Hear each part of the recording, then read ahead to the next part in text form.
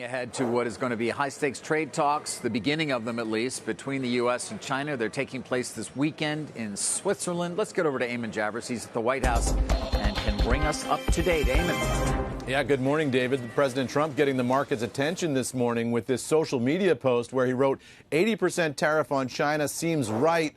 Up to Scott B. That's Scott Bessent, the Treasury Secretary, obviously, who's going to talk to the Chinese this weekend. That would be a significant pullback from the 145% tariffs that are in place now. So the question is, when does the president want to do that? And I want to draw your attention to some potentially significant remarks a short time ago here at the White House from National Economic Council Director Kevin Hassett. Asked by reporters about the president's social media post there, he said this.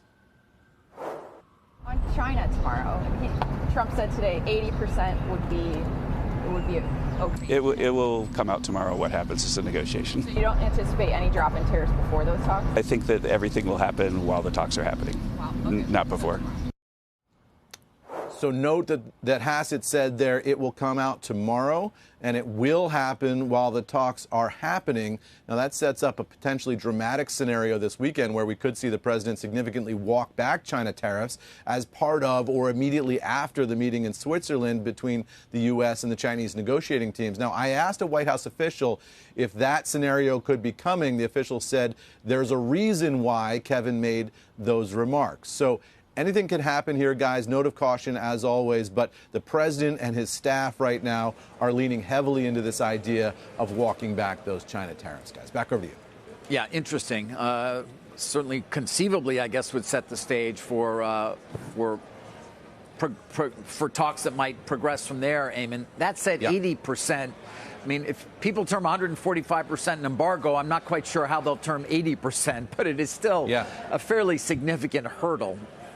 Yeah, I mean, the question is whether importers can make money at 80% or not. You know, does that sort of turn off the spigot altogether for imports from China, even if it's significantly lower than 145? At some point, it doesn't make any difference. If you can't make money, you're not going to trade, right?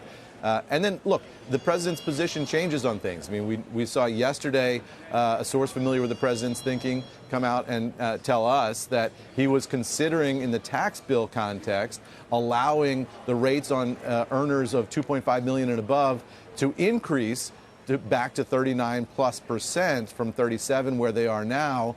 That is a big thing for a Republican president to be talking about a tax increase on anybody, particularly the very top.